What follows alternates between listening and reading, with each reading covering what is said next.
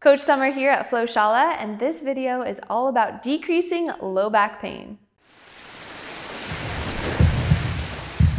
There'll be two phases to this video tutorial. The first one is warming up and priming the low back.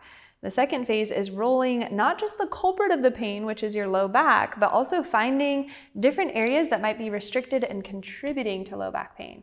Specifically, your iliacus, which are your hip flexors, your TFL, which are on the outer side of your glutes here, right in the upper spot here, and then techniques to use with the RAD Roller kit as well on your actual low back.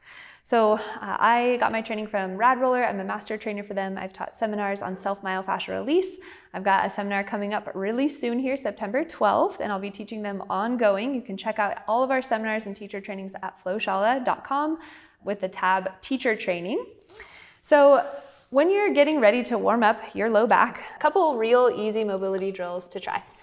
So place your knees hip distance apart, press the tops of the feet down, spread your fingers all the way out to the webbing, then round your back coming into a concave back, let your head hang down, shift your body slightly forward to stretch your traps, then inhale, shine the heart forward, spread the collarbones.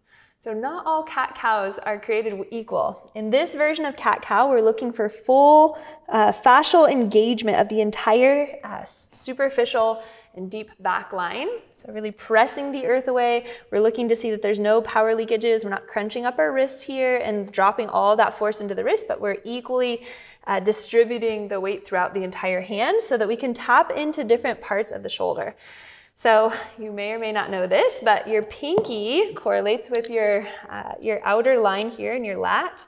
Your thumb and your pointer finger correlate with your chest and pec. And then these two middle fingers here correlate with your rotator cuff. So when you make full contact with all 5 fingers spread wide, you're really optimizing the force distribution in different muscles in your shoulder girdle, both in the front and the back and inside the rotator cuff. Pretty cool.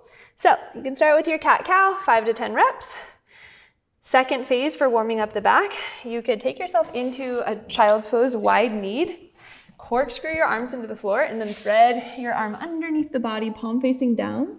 Inhale to come up, and exhale to thread.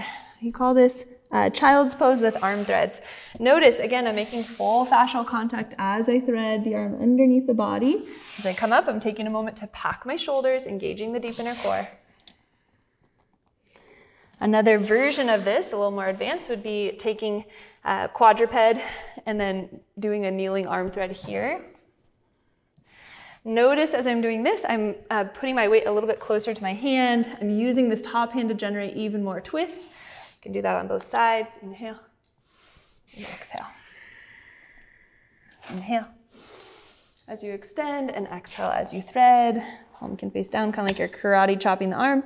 The more force that's applied on this arm and this hand, that allows the fascia to stretch and extend and for you to activate the motor units in the muscle underneath the fascia. So what happens is you have a greater adaptation because there's more force that's applied on your fascia. And we know that our fascia adapts to the forces and the load placed on it over time. So we're really trying to get those repetitions so that we can start to open up those restrictions and improve our range of motion. After you've done your warm-up, the best way to make sure that you're creating real change is to make sure that your fascia is warm, there's blood flow and there's circulation to the area. And we're actually going to start with iliacus. So you can take a ball, a self-myofascial release ball. These are called the RAD rounds. If you're curious about RAD Roller, check out the website radroller.com. You can always get 15% off of any of your equipment by using my code at checkout, which is SummerH. So here we're looking at, can we place the ball right here? So we've got our bone, our ASIS here, anterior superior iliac spine. It's a bony landmark. And we're going just medial and then slightly down. So this area tends to get really bound on individuals.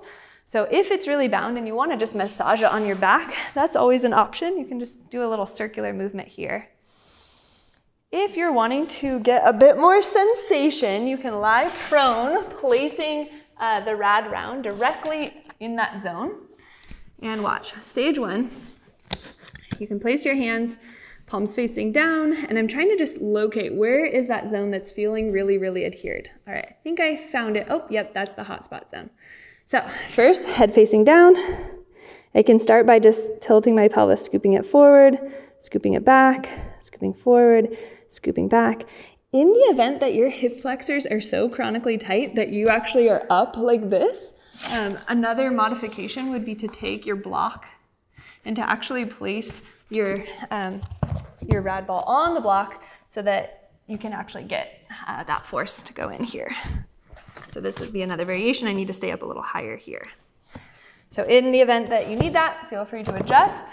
Again, got some great resources on the FlowShala website. I recommend Pure Mobility, which is a full, I think it's like a 36 video course that I filmed to help you understand how to use these tools properly and efficiently. Okay, so we've got our pelvic tilts, you've got our flushing. You'll notice I've curled my back toe under. I'm just flushing up and down, moving along the length of the tissue. I've got also tail wag, so I can slide my hips to the right or to the left, slide them the other way. And you'll find that as you're sliding in this way, that's gonna be the more juicy sort of myofascial release technique because you're pulling the fascia away from the midline where it's adhered. So I'm sliding, find my hot spot, and then I scoop my tailbone the opposite way. Other techniques for releasing the iliacus, you can bend your knee and perform your internal-external rotation. There's my internal, it's a little limited. There's my external. And so this should take anywhere from 2 to 3 minutes to move through all of those progressions. And you're gonna notice a massive change, a massive difference after you've gone through that progression. So always make sure that you follow up any self-myofascial release technique with a corresponding stretch that targets that zone. So in this case, I'm working to really release the hip flexors and the iliacus. So you can take the opposite leg forward from the leg that you just rolled. Level 1, hands in sphere of tension in front of the heart, pack the shoulders, breathe, scoop the pubic bone forward. So if I had a diamond here on my pelvis, my diamond's pointing straight down. I'm pressing the back of my top leg into the earth continuously. Level 2, you can shoot the hands up. Maybe make a bind. Level 3, cross the thumbs, point your fingers up, inhale, stretch up. Think about spiraling your arms upward versus just trying to go straight up. You're spiraling up, squeezing everything in. I think of it like a tube of toothpaste, drawing the fascia in and up, and then take a lateral bend. You can perform those lateral bends several times, just pulping that fascia.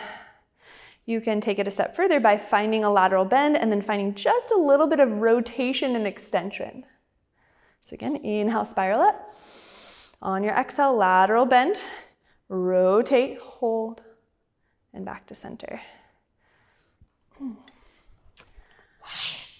Lastly, we'll cover how to release the TFL and the low back. So for TFL, you have a couple different options. This is the Atom, this is the HELIX, and then this is the RAD Roller. So depending on what you have, they're universal.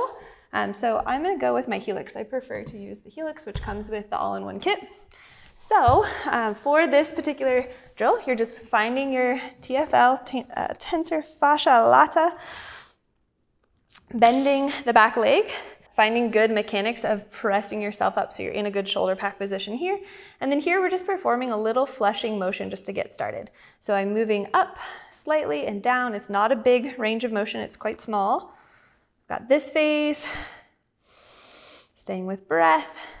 Secondly, I can steer my top leg in and then thinking about sliding my fascia back towards the back of the room. Inhale to come up, belly button slightly towards the ceiling. Exhale to come down. Inhale and exhale. I can perform my pelvic tilts as well. So tilting forward, tilting back as a variation too. And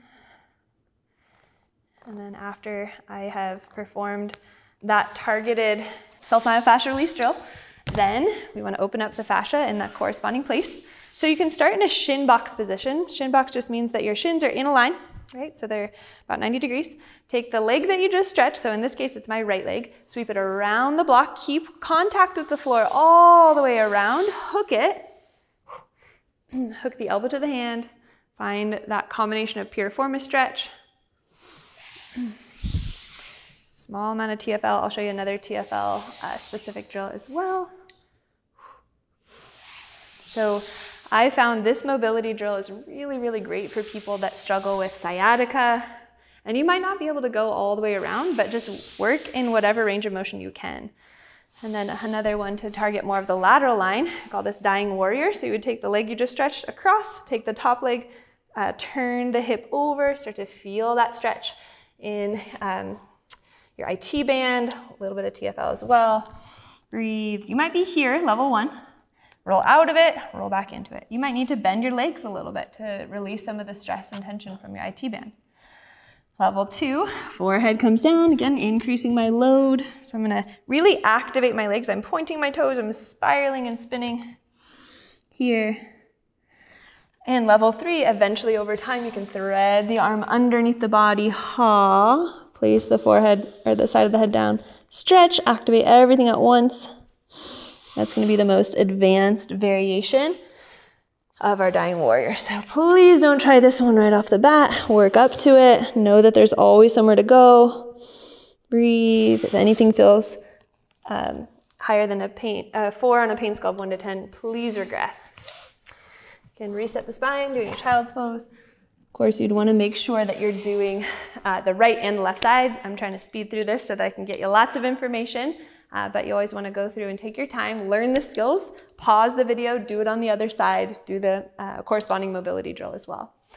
And then lastly, how do I release my lower back, which that's generally the site of pain. When people have low back pain, it's usually showing up there, but it's related to these other areas. So targeting iliacus, targeting TFL, loosening up those areas and really mobilizing those joints and activating the muscle underneath after the fascia has been released a bit is really gonna help you get to your goals a lot quicker.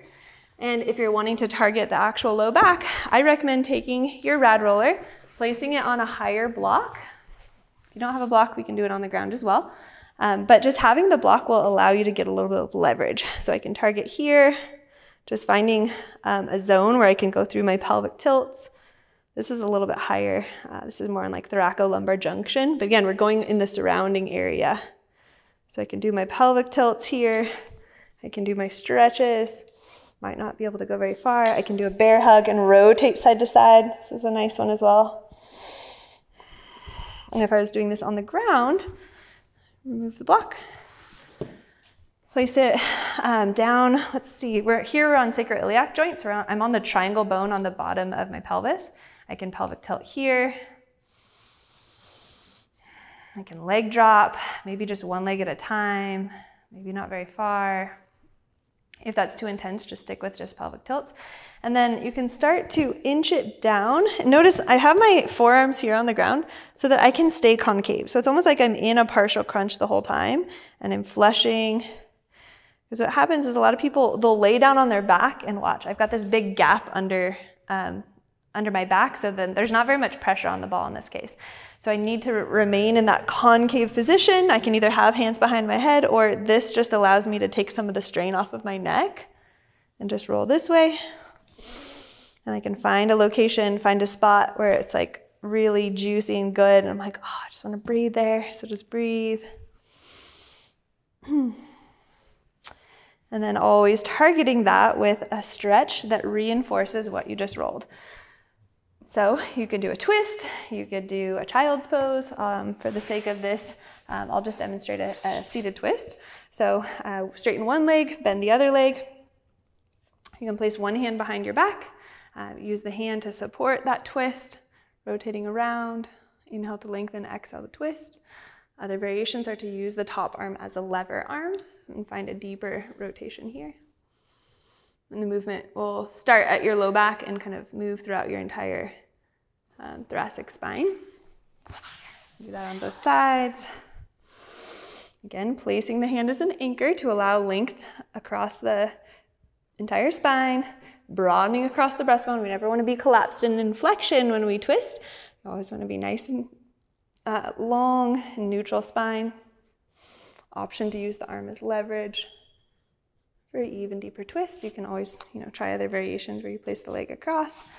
And then one last little variation, if that's too intense, is to do a lying spinal twist. So place ball of foot on the ground, lift, shimmy the hips underneath the body, find your lying spinal twist.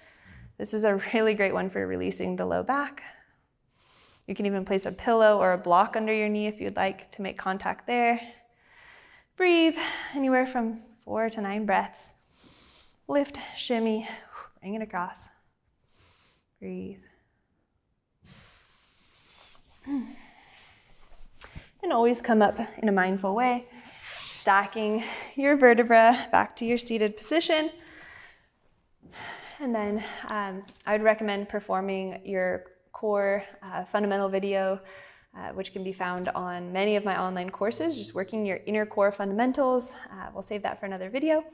But hopefully you learned some new things about how to mobilize your joints, how to release bound fascia, and how to use a specific closed chain mobility drill that will further enhance your ability to activate the motor units around it, get out of pain, and increase your range of motion.